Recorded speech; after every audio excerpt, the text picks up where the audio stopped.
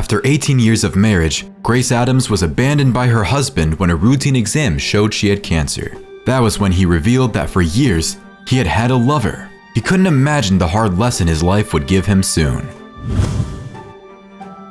Grace and Anthony Adams lived together peacefully during their marriage, rarely arguing. Grace was 19 years old when they married, at the peak of her beauty and desire to travel the world, but she traded everything for the love she felt for Anthony, a man 18 years her elder.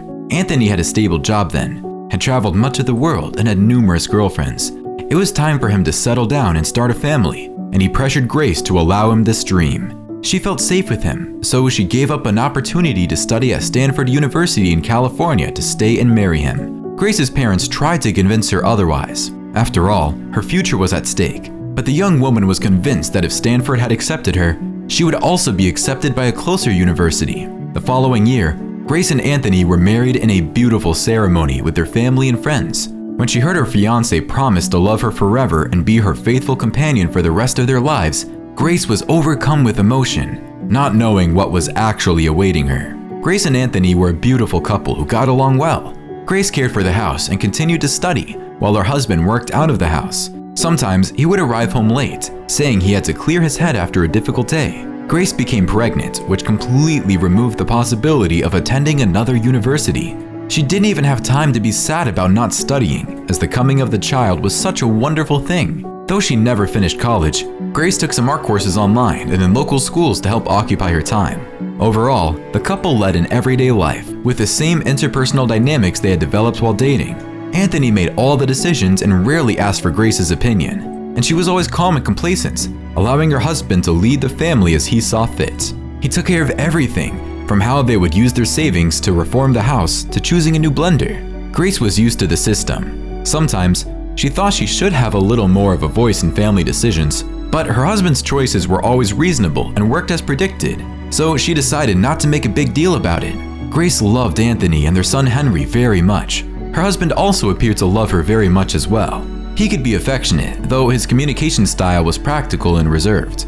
When he would have problems, he wouldn't take it out on her or Henry. Instead, he would leave for a little while and then come back more relaxed. Thanks to Grace's love and Anthony's good decisions, Henry grew up to become a very responsible adult. He received a good education and made it to Stanford at 17, curiously the same university his mother had given up to have him. So, Henry left home to study far away from his parents. Seeing her only child leave was difficult, but Grace thought she had everything under control and was going with the flow. But soon, life showed her that things were not as they seemed. One afternoon, Grace began having a stomach ache. It didn't interfere with getting her chores done, but it was a considerable change from how she usually felt.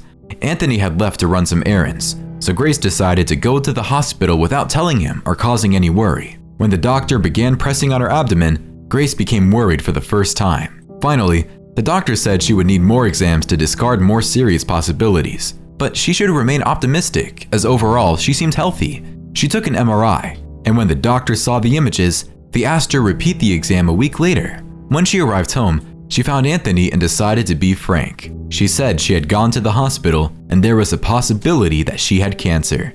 Anthony looked at her as if seeing a ghost. "What is it?" she asked. "Nothing. I just don't know what to say," Anthony responded, looking away and drawing silence. His reaction was very somber, not what she had expected from her husband.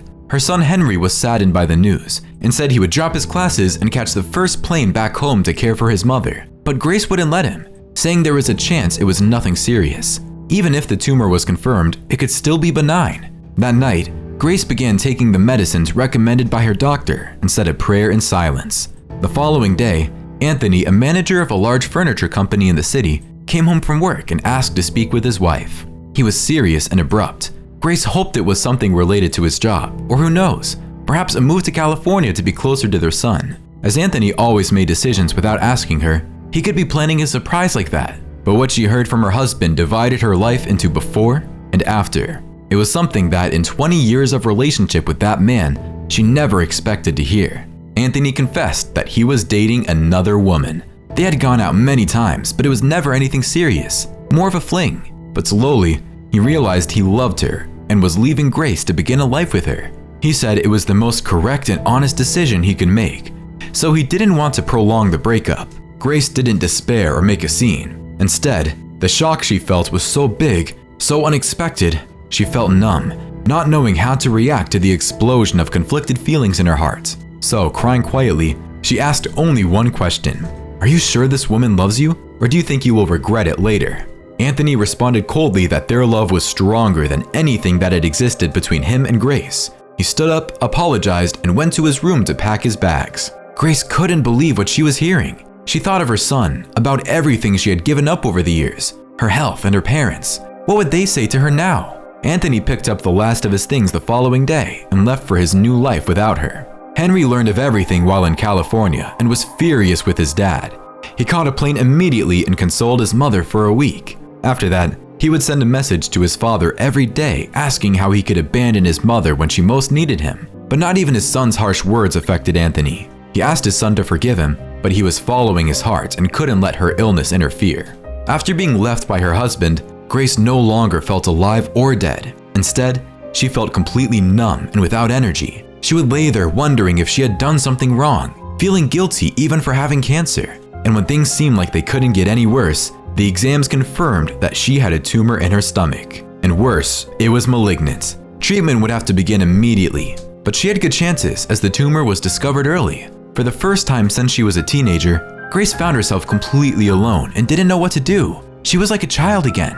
Her son, friends, and parents supported her, offering advice and even financial help to maintain herself for a while. Then, following their advice, she began seeing a psychologist. The first appointments were difficult. She was very timid but slowly opened herself up to the professional. Almost 2 months later, Grace could review her life choices and face her illness with a new, less tragic mentality. The psychologist helped her understand that her husband's betrayal and abandonment were not her fault, or because of something she did or did not do. As a result, Grace began to get back on her feet and plan for a new future. Step by step, she began filling her life with happiness and hope. To begin, she sent out some resumes, and after going through a few interviews, was called to work as an assistant in a publishing company in town. This conquest was so huge that it alone raised the woman's self-esteem. Grace's life became increasingly filled with new faces, events, and positive emotions. Though she was not in need, the salary as an assistant forced her to be frugal. But this improved after only a few months at work. Thanks to her dedication and positive relationships within the publishing company, Grace was given a leadership position in her department, which left her financial situation much better and more secure. Now she was even able to save some money. Her tumor had been discovered early, so her treatment went well and showed signs that she could win the battle. After a year with the publishing company, Grace took a vacation with her friend to Milan, Italy, a place she had wanted to visit since she was young. They happily explored all corners of the city. She continued taking her cocktail of medications, but was always in a good mood.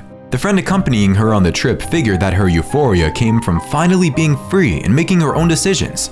Grace had become another person in a little more than a year, struggling to stay alive and happy. Only one loose end tied her new persona to the old Grace, that she had separated from Anthony but had not officially divorced him yet.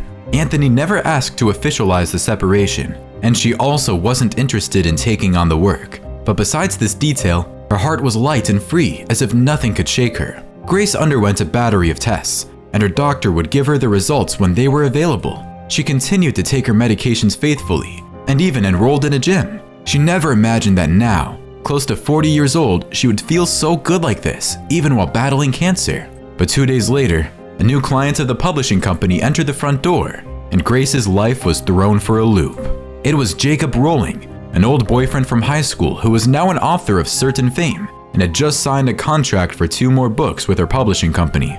Grace was assigned to take care of Jacob's contract, which was how everything began again. They only needed 2 meetings to see that there was still chemistry between them. They could complete each other's thoughts and sentences at work and later in their personal lives. Not even when they were just 2 young kids skipping class to see each other had they felt such a strong bond. Jacob was the same age as Grace, had no children, and he had been single for a year, the time he used to write his new book. But unlike her ex-husband, her cancer didn't scare the writer. On the contrary, he was optimistic and said she could count on him for anything she needed. After their first dinners together, Grace and Jacob plunged into a torrid romance. It was almost as if they were teenagers again. Jacob's book came out, and the publisher organized launch events in various bookstores in California.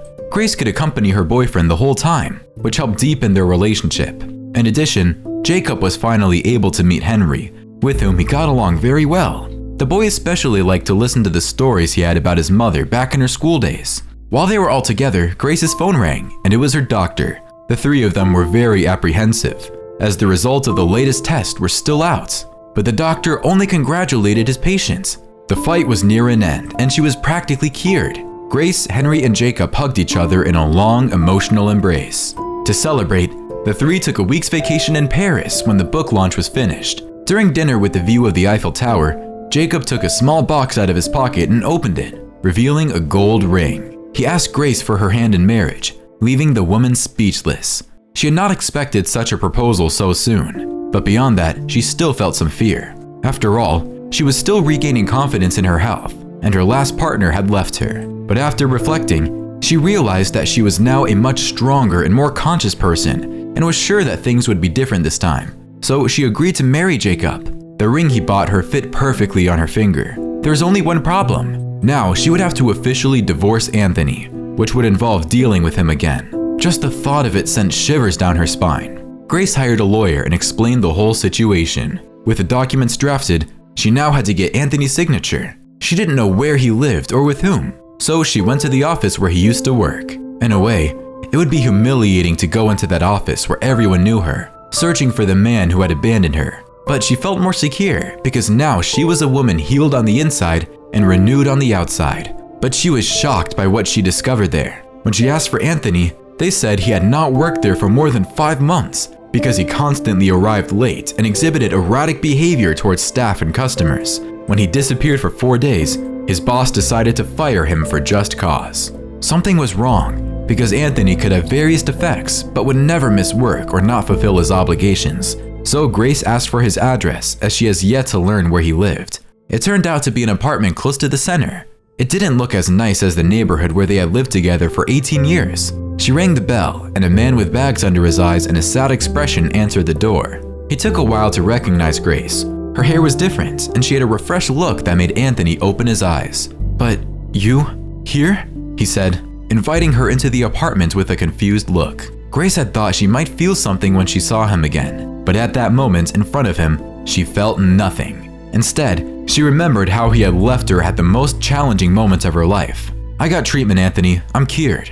Have you never thought about that possibility?" she responded.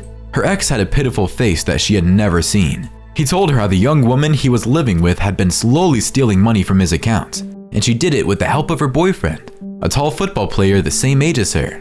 When Anthony finally understood what she was doing, he aggressively confronted her and ended up getting a beating from the girl. After that, he was so ashamed to admit that he had been betrayed, robbed, and lost a fight that he himself had started that he didn't even call into work and just disappeared. Now he lived alone and survived doing odd jobs. "I thought a lot about you lately and how you were so perfect. I didn't see it at the time and left you. I was a coward. I thought I was in love with this girl. But now I know the errors of my ways and it torments me," Anthony said with tears filling his eyes. Grace had never seen the man in such a state and didn't know what to say. So she returned to the reason she was there. "I'm sorry all that happened to you, but sometimes bad things bring good things, right?" she said, opening a big smile. Anthony's face lit up. "What do you mean? You came to get back together with me?" he asked hopefully. "Yes, let's start a new story. That's why I brought this here," said Grace, placing the papers on the table. Anthony began to read avidly, but as he began to understand the documents, the light drained from his eyes until they were dull and lifeless. "I'm going to get married again. His name is Jacob. I hope you sign these documents and get on with your life, as I got on with my life after you left me sick and forgotten," she said. "I'm freaking out here, losing my mind. You can't do this to me, Grace," he shouted. She held up her hand for him to stop. Then she opened her purse, pulled out a business card, and placed it on the table. "This is the number of a great psychologist who may be able to help you. When we were married, you paid no attention to my opinions or ideas. Then, when I became sick, you threw me out like I was some mutt. What I am doing here is much more than you did for me. And so that you know, our son supports me. So now sign the papers, be happy, and never look for me again," Grace said triumphantly. All Anthony could do was sign the documents in defeated silence. Grace picked up her purse, gave a final look at that pathetic man, and felt beyond a doubt a new woman. She walked out the door without looking back, proud of her posture and knowing that at 40 years old, she had a long and promising future. If you like this story, please leave a like. The video appearing on the screen will move you as well. Have a great day, and see you in the next video.